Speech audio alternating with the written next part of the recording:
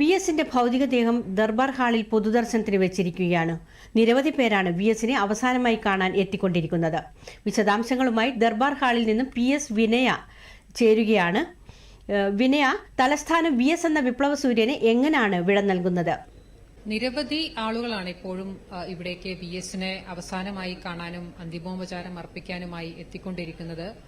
ഈ നീണ്ട വരി വി എസിന്റെ ഈ കാണാൻ വരുന്ന അന്തിമോപചാരം അർപ്പിക്കാനെത്തിയ ആളുകളുടേതാണ്. ഇതേപോലെ സമാനമായി ഇതിന്റെ മറുവശത്തും ഒരു നീണ്ട നിര തന്നെയുണ്ട്. ആളുകൾ വലിയ തോതിൽ ഇങ്ങോട്ടേക്ക് എത്തിക്കൊണ്ടിരിക്കുന്നുണ്ട്. 2 മണിയോടുകൂടി ഇവിടെ പൊതുദർശനം അവസാനിപ്പിച്ച് പിന്നീട് വിലാപയാത്രയായി ആലപ്പുഴയിലേക്ക് പോകാനാണ് നിശ്ചയിച്ചിരിക്കുന്നത്. അതിനായിട്ട് വിലാപയാത്രയ്ക്കുള്ള ബസ്സെല്ലാം തന്നെ ഇവിടെ തയ്യാറായി നിൽക്കുന്നുണ്ട്. അല്പസമയം മുമ്പ് മുൻ കേന്ദ്രമന്ത്രി വി മുരളീധരൻ അദ്ദേഹത്തിന്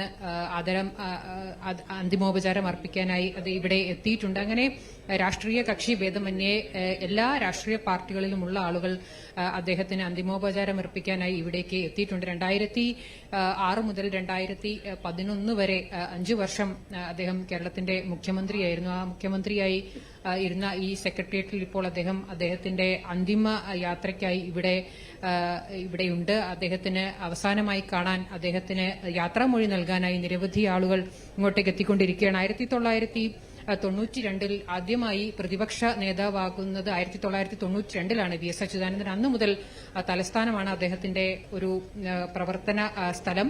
പിന്നീട് ഇവിടെ നിന്നാണ് അദ്ദേഹത്തിന്റെ സമര പോരാട്ടങ്ങളെല്ലാം തന്നെ രൂപപ്പെട്ടത്. നേരത്തെ KK രമ MLA അദ്ദേഹത്തെ അന്തിമോപചാരം അർപ്പിക്കാനായി ഇവിടെ എത്തിയിരുന്നു.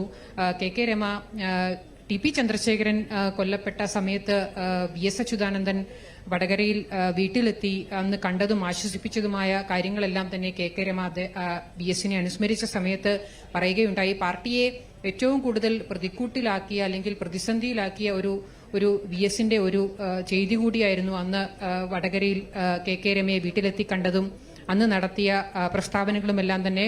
കൊന്നതും കൊല്ലിച്ചവരുമൊന്നും കമ്മ്യൂണിസ്റ്റുകാരല്ല എന്നുള്ള പ്രസ്താവനയെല്ലാം തന്നെയാണ് അദ്ദേഹം അവിടെ നടത്തിയിരുന്നത്. എന്തായാലും വലിയ തോതിൽ ആളുകൾ ഇവിടേക്ക് എത്തിക്കൊണ്ടിരിക്കുകയാണ്. 2 മണിവരെയാണ് നിലവിൽ ഇവിടെ ഈ പൊതുദർശനം നിശ്ചയിച്ചിരിക്കുന്നത്. നിരവധി പേരാണ് ദർബാർ ഹാളിൽ എത്തിക്കൊണ്ടിരിക്കുന്നത് അദ്ദേഹത്തിന് അവസാനമായി ഒന്ന് കാണാൻ വേണ്ടി. വിനയാണ് വിശദാംശങ്ങൾ നൽകിയത്.